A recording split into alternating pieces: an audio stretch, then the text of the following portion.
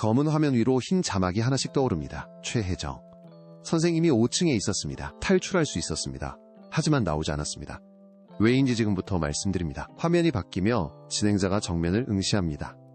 안녕하세요. 디엘 선생님입니다. 오늘 우리가 기억할 분은 최혜정 선생님입니다. 23살 2년차 교사. 2014년 4월 16일 그날 선생님은 세월호에 타고 있었습니다. 그리고 이 선생님이 마지막으로 남긴 말이 지금까지도 저를 멈추게 합니다. 사고 당일 아침 배가 기울기 시작했을 때 선생님은 충분히 생존할 수 있는 5층에 있었습니다. 하지만 선생님은 그곳에 머무는 대신 아이들이 있는 4층 선실을 향해 계단을 뛰어내려갔습니다. 아이들의 다급한 외침에도 선생님은 단호하게 말했습니다. 너희들부터 나가고 선생님은 나중에 나갈게. 그 나중은 끝내오지 않았습니다. 대체 23살의 선생님에게 그날 어떤 일이 있었던 것일까요? 지금부터 그 이야기를 시작합니다. 최혜정 선생님의 삶을 되짚어봅니다. 동국대 사범대에 수석으로 입학했고 4년 내내 수석을 놓치지 않았습니다. 치열한 임용시험을 단번에 통과하며 교단에 설 준비를 마쳤습니다. 영어교과와 또 다른 전공까지 2개의 교원 자격증을 손에 쥐인 23살의 사회초년생이었습니다. 아버지는 딸의 어린 시절을 이렇게 기억합니다. 공부를 잘해서가 아니라 그저 아이들을 진심으로 좋아하던 아이였다고요. 2013년 단원고에 첫 발령을 받았습니다. 2학년 9반 담임교사. 학생들과 고작 5살 차이였던 선생님은 교실 문을 열고 들어가 아이들의 이름을 하나씩 불렀습니다. 출석부를 확인하고 아이들의 고민을 듣고 함께 웃으며 하루를 시작했습니다. 학생들은 선생님을 따랐고 선생님은 아이들의 일상 속에 스며들었습니다. 칠판에 적힌 영어 단어와 아이들의 웃음소리가 섞이던 교실, 그것이 선생님이 꿈꾸던 교사로서의 첫걸음이었습니다. 아이들을 향한 그 뜨거운 애정은 선생님이 가진 가장 빛나는 재능이자 훗날 4층 선실로 발걸음을 돌리게 한 유일한 이유였습니다. 교실은 늘 소란스러웠습니다. 점심시간이면 아이들은 선생님 주위로 몰려들어 간식을 나누고 시시콜콜한 농담을 던졌습니다. 선생님은 아이들의 고민을 듣기 위해 눈높이를 맞추고 쪼그려 앉았습니다. 시험 기간에는 밤늦게까지 문제집을 함께 훑으며 격려를 아끼지 않았습니다. 2014년 4월의 봄, 학교 복도에는 수학여행에 대한 기대감이 가득 찼습니다. 선생님과 9반 아이들은 들뜬 마음으로 제주도행 비행기표 대신 배편을 확인했습니다. 짐을 챙기고 서로 어떤 간식을 가져갈지 의논하며 복도를 뛰어다니던 아이들의 발소리가 복도에 울렸습니다. 선생님은 아이들의 들뜬 표정을 하나하나 기록하듯 바라보며 웃었습니다. 4월 15일 항구로 향하는 버스 안에서도 아이들은 선생님의 옆자리를 차지하려 다퉜습니다. 창밖으로 스쳐 지나가는 풍경 위로 아이들의 노래소리가 겹쳐집니다. 선생님은 아이들의 웃음소리를 담아 수첩에 여행 일정을 꼼꼼히 적었습니다. 그것은 단순한 수학여행이 아니었습니다. 23살의 선생님과 아이들이 함께 쌓아 올린 다시는 돌아갈 수 없는 마지막 일상이었습니다. 배가 항구를 떠나던 그 순간 아무도 몰랐습니다. 이 평화로운 여행이 훗날 어떤 기록으로 남게 될지 말입니다. 4월 16일 오전 8시 49분 바닥이 뒤틀리는 굉음과 함께 배가 한쪽으로 쏠렸습니다. 식당에 있던 식기들이 선반에서 쏟아져 내리고 복도를 걷던 사람들은 중심을 잃고 벽에 부딪혔습니다. 창밖의 수평선이 기이하게 꺾였습니다. 배는 멈추지 않고 계속해서 기울어졌습니다. 방송에서는 움직이지 말고 대기하라는 안내가 반복되었습니다. 그러나 객실 밖에서는 비명과 달리는 발소리가 뒤섞였습니다. 선장은 이미 자신의 안전을 확보하고 탈출을 감행한 뒤였습니다. 그 시각 최혜정 선생님은 5층에 있었습니다. 가판으로 이어지는 문이 지척에 있었고 마음만 먹으면 즉시 바깥 공기를 마실 수 있는 구조였습니다. 창문 너머로 바다가 보였고 조금만 움직이면 구명조끼를 입고 배를 빠져나갈 수 있는 곳이었습니다. 선생님은 기울어진 복도 한가운데 멈춰 섰습니다. 발밑으로 물이 차오르는 소리가 들려왔습니다. 배는 점차 눕기 시작했고 복도의 물건들이 미끄러져 벽을 때렸습니다. 선생님의 시선은 5층 창밖의 탈출구가 아니라 아이들이 갇혀있는 4층 선실 쪽으로 향했습니다. 안전한 곳에 머무를 수 있었던 마지막 기회 선생님은 그 자리에 서서 아래층에서 들려오는 아이들의 다급한 목소리에 귀를 기울였습니다. 5층 가판으로 나가는 문은 열려 있었습니다. 문 밖에는 공기가 있었고 뒤를 돌아 나가기만 하면 되는 상황이었습니다. 선생님은 잠시 멈춰 서서 가파르게 기울어진 바닥을 짚었습니다. 위쪽에서 들려오는 구조대의 신호음과 아래쪽에서 들려오는 아이들의 울음소리가 섞였습니다. 선생님의 손이 문고리를 잡았다가 이내 천천히 놓였습니다. 시선은 이제 출구가 아닌 아래쪽으로 꺾인 계단을 향합니다. 아이들이 있는 곳까지는 2층 아래. 선생님은 중심을 잃지 않으려 벽을 밀며 발을 내디뎠습니다. 한 걸음 또 한 걸음 몸이 기울어지는 배의 각도에 맞춰 휘청거렸지만 선생님은 다시 몸을 일으켰습니다. 5층의 안전함이 등 뒤로 멀어지고 4층의 어둠이 짙게 다가왔습니다. 계단은 이미 수직에 가깝게 꺾여 있었습니다.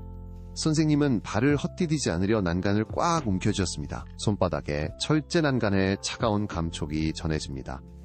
아래에서 들려오는 소리는 더 이상 단순한 울음이 아니었습니다. 선생님은 아이들의 이름을 나지막이 부르며물이 차오르는 4층으로 향하는 계단을 향해 몸을 던지듯 뛰어내렸습니다. 뒤를 돌아보지 않는 그 발걸음은 자신의 생존보다 아이들의 목소리를 선택한 숭고한 결단이었습니다. 계단은 이미 끔찍한 경사로 변해 있었습니다.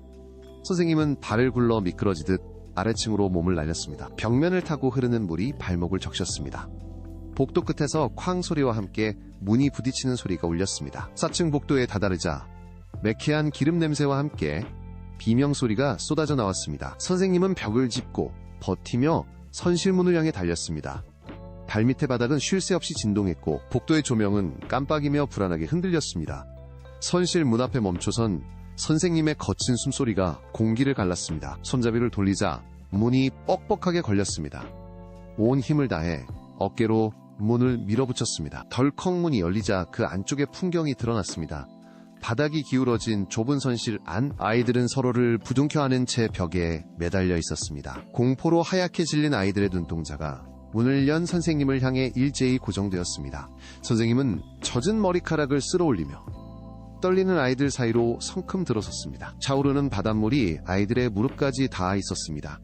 선생님은 아이들의 손을 하나하나 잡으며 흔들리는 선실 안에서 중심을 잡고 섰습니다. 물이 턱 밑까지 차오른 선실 안에서 아이들이 선생님의 팔을 붙잡고 매달렸습니다. 선생님도 같이 나가요. 아이들의 목소리가 찢어질 듯 울려 퍼졌습니다. 선생님은 아이들의 손을 꽉 쥐었다가 하나하나 정성스럽게 떼어내어 출구 방향으로 밀어 올렸습니다. 발밑에서 굉음이 울리고 선체가 크게 흔들렸지만 선생님은 발을 굳건히 디디고 서서 아이들을 바라보았습니다. 아이들의 눈을 맞추며 선생님은 젖은 입술을 떼었습니다. 걱정하지 마. 너희들부터 나가고 선생님은 나중에 나갈게. 그 짧은 말은 선실의 소음을 뚫고 아이들에게 전달되었습니다. 선생님은 아이들을 등 떠밀어 선실 밖복도로 향하게 했습니다. 아이들이 한 명씩 계단을 향해 기어 올라가는 것을 확인하며 선생님은 다시 문가로 돌아와 쏟아져 들어오는 물길을 몸으로 막아섰습니다. 아이들을 향해 다시 한번 손을 흔들어 보였습니다. 빨리 가. 선생님은 금방 갈 거야. 그것은 마지막 약속이었습니다. 아이들은 선생님의 말을 믿고 위로 향했고 선생님은 닫히는 문틈으로 사라지는 아이들의 뒷모습을 끝까지 지켜보았습니다. 차오르는 바닷물이 선생님의 허리 가슴 어깨를 차례로 덮쳐왔지만 선생님은 흔들림 없이 그 자리를 지키며 선실 문을 굳게 닫았습니다. 시간이 멈춘 듯한 바다 위로 차가운 정적이 내려앉았습니다. 4월 17일 수색 작업이 시작된 지 얼마 지나지 않았을 때였습니다. 구조대원들이 4층 선실 인근에서 선생님을 발견했습니다. 차갑게 식어버린 몸이 들것에 실려 물 밖으로 올라왔습니다. 소식을 들은 아버지는 현장을 향해 달려갔습니다. 아버지는 덮여있던 흰 천을 걷어내고 그 아래 차갑게 굳어버린 딸의 얼굴을 마주했습니다. 아버지는 바닥에 주저앉아 거칠게 숨을 몰아쉬며 소리쳤습니다. 똑똑하고 착한 내 딸이 왜 이렇게 죽어야 하니? 아버지는 딸의 손을 부여잡고 몸을 떨며 울부짖었습니다. 주변에 있던 구조대원들도 고개를 떨군 채 침묵했습니다. 그 자리에 있던 사람들은 아버지의 비통한 통곡 소리가 바다를 가르는 것을 지켜볼 뿐이었습니다. 가장 먼저 발견된 선생님의 곁에는 아이들을 지키려 했던 흔적만이 고요히 남아있었습니다. 아버지는 딸의 차가운 볼을 손으로 쓸어내리며 멈추지 않는 눈물로 딸의 이름을 거듭 불렀습니다. 23살. 짧았던 삶의 마지막은 그렇게 차가운 바다와 아버지의 절규로 기록되었습니다.